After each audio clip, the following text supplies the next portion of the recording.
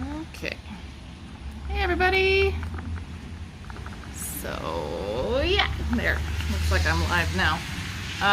Yeah, so it was raining when I started to get all my stuff together, so I decided to come to the porch and not the deck for our video today. So I'm sorry if it's a little loud from my traffic again, but this was better than being rained on. So anyway, just some reminders. If you haven't been slow crawling, now's the time to get your passport. We still have the entire month of July and August all the way through September 6th, 2021. So plenty of time to slow crawl if you haven't picked up your passport yet. Fun little thing to have. Hi, Cheryl. And also another little reminder, it is still year of self-crawl because it's an entire year. Self-crawl, self-care. I don't know what I'm saying. Year of self-care. And July, remember, is all about the Christmas in July for you. So this is like focus on yourself, Christmas in July. You know, in December we use our talents like all year long and we treat other people. Hi Bev, nice to see you too. But this month I want you to treat yourself. So whether that's buying or making yourself something special, that's what I want you to do. And I want you to wrap it up and give it to yourself on the last day of July and celebrate Christmas in July. You know, make some Christmas treats, those things that you only make like once a year. Make them in July, why not? Why not? Why do we only make them once a year? I like gingerbread a lot. And like molasses cookies and all those things that, you know, everybody associates with Christmas. That's fine, whatever. Make them in July, because that's fun. So anyway, just a little reminder there. Make sure that you are taking photos and posting and tagging Black Sheep Fiber Emporium so I can find your entries in our monthly contests. That's really all it is. It's just tag us so people know about Year of Self-Care and can find us. That's all. That's it. Hi, Angelus. So that's the whole thing. First Year of Self-Care. Anyway, and I made my fabulous hand-spun hand-knit sweater. So I'm gonna wrap that up for myself for Christmas and have fun with that. Ooh, and look, I wanted to show you, I finished this happy little 3-ply. And it's BFL silk. This was dyed by my friend Shannon from Singing Raven. And this is a 3-ply. I know it's super thin. Look at this stuff. See if I can get my finger under it. There we go. Look at how thin. It's a 3-ply. So clearly I was like hopping on the lace train when I was making this. And I made, this is, yeah, that's 3-ply right there. So yeah, I love this color. Shannon doesn't really do a lot of, she does some repeatable colorways, but she also does some that aren't. But she loves purples and blues, and she does have hand spun for sale if you aren't really interested in like spinning it yourself. She also dyes yarn, so you know, it's all, anyway, she's my friend, so I'm going to talk about her a little bit. But I did spin this on my lovely Kromsky Sonata with the magnetic flyer head, which of course I feature in all of my videos. And we are Kromsky dealers, so if you are looking for anything Kromsky, even if it's not listed on the website, we can get it for you. You just got to send me an email. And most of it is listed on the website. I won't say most, but a good chunk. I tried to get a lot of it up there. So anyway, 3-ply. This was like 460 yards. So triple that. I had like 1,400 yards of singles easily. It's a lot of singles. But it's so pretty. And it's squishy and I love it. Ina loves this one too. I had to like take it away from her. And she is napping right now, so hopefully she'll stay napping. But anyway, those are just, you know, some little things. And now that we're all caught up for the moment, we today are doing the Mediterranean knotted lace again, and this time we are going to be playing with, let me get it out here. You're going to be playing with bows. So here's some bows. And these are okay. They aren't like the best bows. But we're going to talk about some of the things that I did wrong. I'm going to show you how to cut them off because it's fun to cut them off. And I know that was kind of weird, wasn't it? But it's fun to cut them off and then start all over again, which sounds really odd actually now that I said that. But it's like really good practice, and it's good to learn how to take your workout and how to start over again. So we're going to talk about these fun little bows, and we're going to talk about how to safely cut them off. And so if you've made a mistake, I'm going to show you how to cut your mistake off. And then I'm going to show you how to make the bows. And we're going to talk about some of the things that I've learned that make it harder and easier to make the bows. So anyway, this is all. Charlie? Oh, he broke my bunny thing. That's okay. It's not a big deal. It's just a plastic bunny. The poor plastic bunny has met its end. Charlie knocked this off behind me. That's what that big crash was, just so you know. That's all right. There's other things that I'm much more attached to. But cat, you just have to destroy things? Really, Charlie? Now he's hiding behind the plant. Anyway, this is all we're going to focus on today, is just making these bows. So I'm not going to talk about any of the other pieces of Mediterranean knotted lace, because I've talked about that before, and I'm sure I'll talk about it again. But we're just going to focus on the bows today. So, having said that, I'm going to grab my supplies, which I already have my needle out. And I am using a Seshiko needle. You can use tapestry needles, but for if you are making an edging where you're punching it through the edge of the cloth, I do recommend something a little sharper than a tapestry needle. So I'll just throw that out there. Let me find my tiny scissors. We sell these little tiny snips. I love them. We sell these. They're very inexpensive. It's like $3 a pair or something. It's very, very cheap. But it's a tiny, tiny little sharp pair of scissors. And then they have these great little covers. So I know that one, it's always attached, and two, nothing is happening in my little bag here, like my scissors aren't accidentally snipping something important. Well, you know, you say important, but important to me. So just want to throw that out there. If you're looking for scissors, we have some fun scissors on the website, but then we also have these guys, which are like cute and very functional and inexpensive. They're a great thing to like add into your basket, you know, just throwing that out there. All right, I have everything I need, I think. So scissors, thread, needle, and a base. Now I have gone ahead and I've worked a base so that I can show you how to do these bows. Usually you would work 4 to 6 rows of basic loops before you would throw these in on an edging, but totally up to you what you do. I am using my Mediterranean knotted lace books from Elena Dixon because I love these. I'm thinking about getting some of these in for the shop. So if anybody would be interested in Mediterranean knotted lace, if you would let me know, it would help me know whether or not to order and how many to order of these. Because I do love Mediterranean knotted lace, and I do love Elena's books. They're excellent.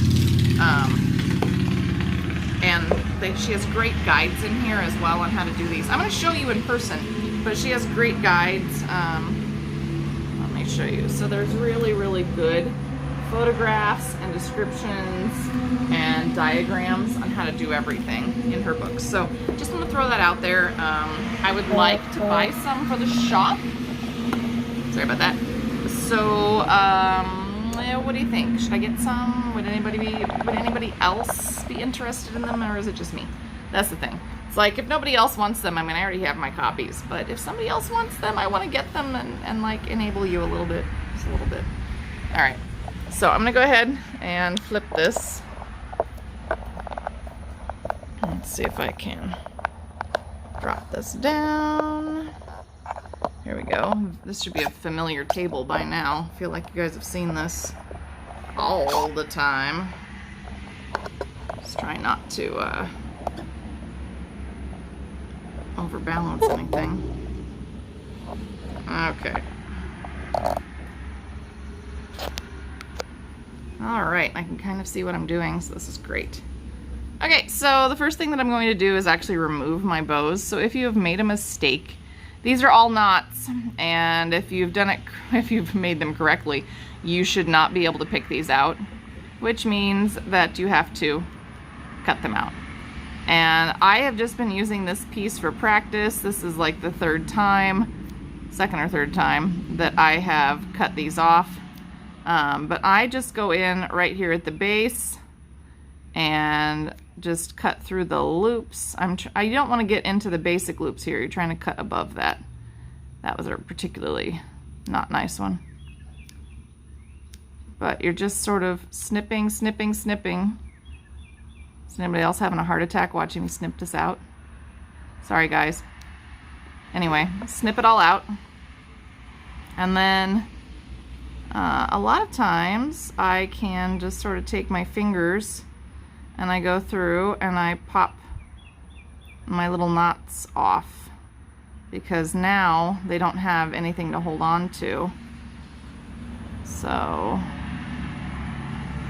if I have a particularly bad one, sometimes I use my snips and I cut a little more around it.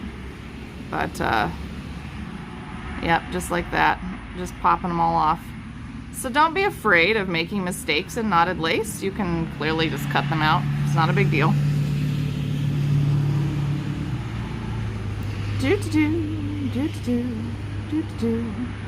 Like I said, I've already done this several times. So here's my little cast-offs. But this is what I decided to do to practice, because I like making pieces, but these bows are so finicky in terms of the consistency of them. You really have to know your, oh, that one I might need to snip a little closer. You really have to know how much, that one too, how much thread you are using for each loop, and we'll talk about that in a minute, because that really affects the overall balance of your bows and how consistent they are. Yeah, that one's not going to come out without some assistance. There.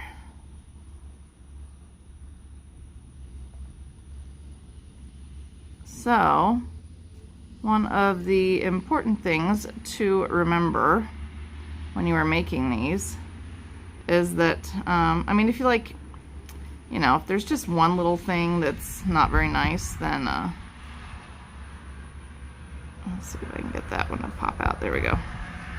There's just, you know, one little one that's not very nice, I'm gonna leave it. But if there's a whole bunch of them that don't look good, this is what I'm going to do.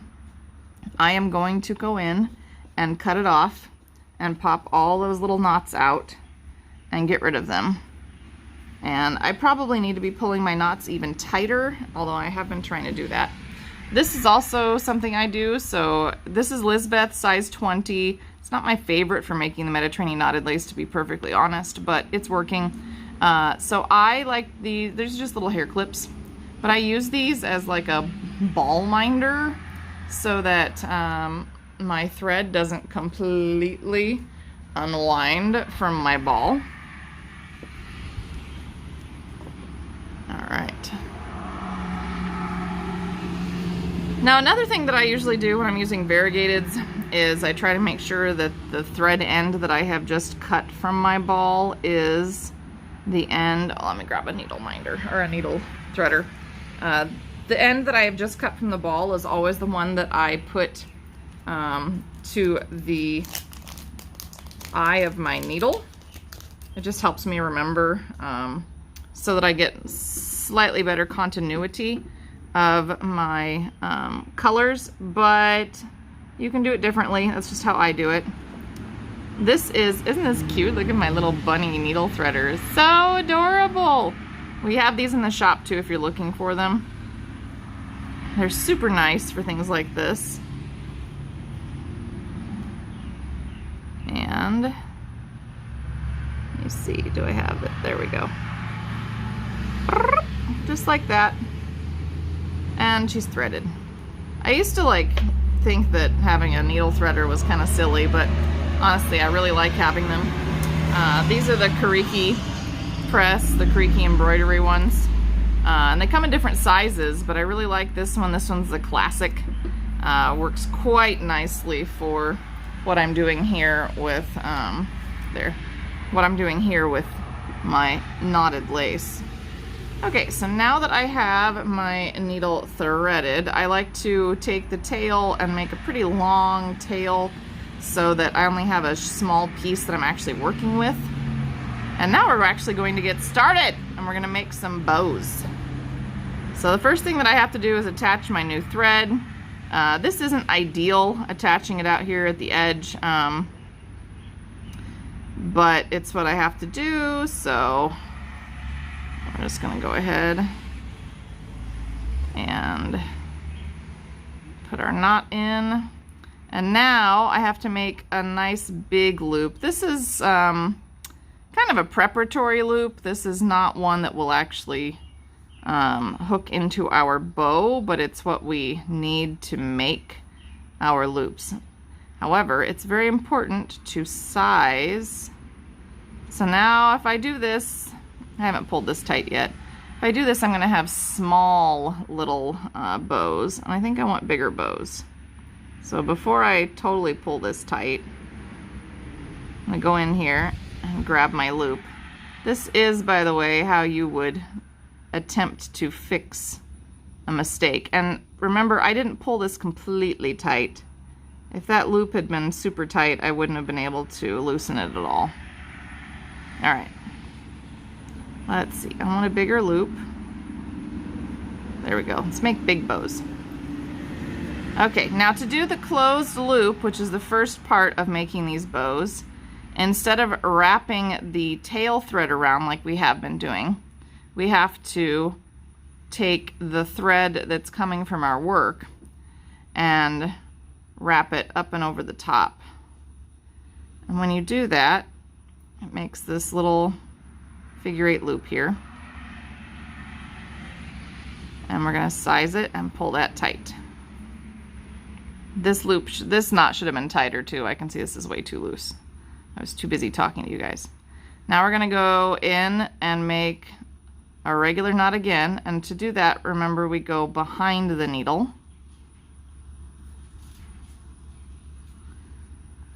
And I want to make sure that I have a pretty good sized loop, because part of what we do is we're going to put a knot around these three loops right here. So this is our closed loop. This is our preparation for another closed loop. And what you can do is just go behind these 3 loops here and then wrap the thread that is coming from your last knot up and around your needle. But I have found that for speed, I can just kind of stick it under this one as I'm going, and it will do, I mean, it's going to do exactly the same thing. I just didn't physically wrap it. I just sort of prepped it. Okay, now here's where it gets a little tricky. You want to make sure that my tail's out of the way. So here is the bow loop, and part of what I try to do is, I'm practicing this, right? So I want to make sure that it looks okay. I kind of set it in the middle. I sort of adjust this loop because this is my inside edge, and if I don't adjust this one so that they're about the same length when I'm doing this, then sometimes it does wonky stuff. And then you got to really pull these tight because you don't want these knots to come undone. And now we're going to close this again. So instead of bringing the tail up, we have to take that thread from the last knot we've made again, wrap it over the top instead of through the back. Oops. My junk is trying to get in on things. Let me get rid of that. There we go. I try not to make a mess, so I'm trying to just keep it up here, but I may have to throw it down and come back to it. Okay, and then again, I gotta move my tail out of the way. And now I want them to be about the same size, so I kind of judge that. And I do want a little bit of a loop here, but I don't want a huge loop, and I need to adjust. So I'm going to pull my needle out so that my tail thread is a little bit shorter again, so that I have some working thread. All right, so we're going to do this again. So we're going to make a regular knot, but when we do this, and I'm making great big loopy bows right now. When we do this, we have to adjust the length of our knot to try to make it match what we did previously.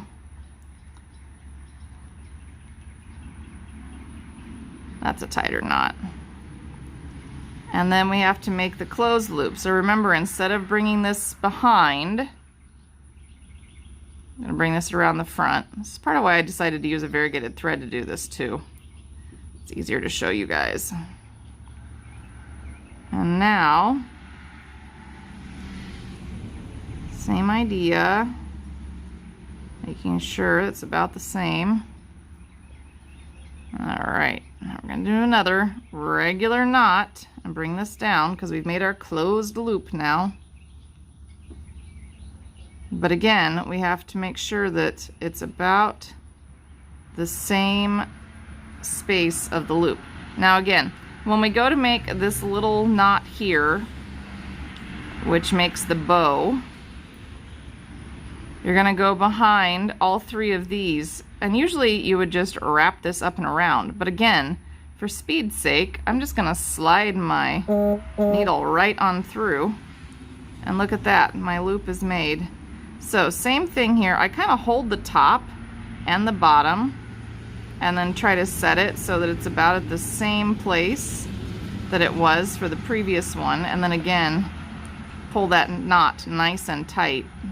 I always have issues with this. And once more, instead of making a regular knot like this, we're going to bring that thread up from the back over the top, and we're going to make a closed loop knot.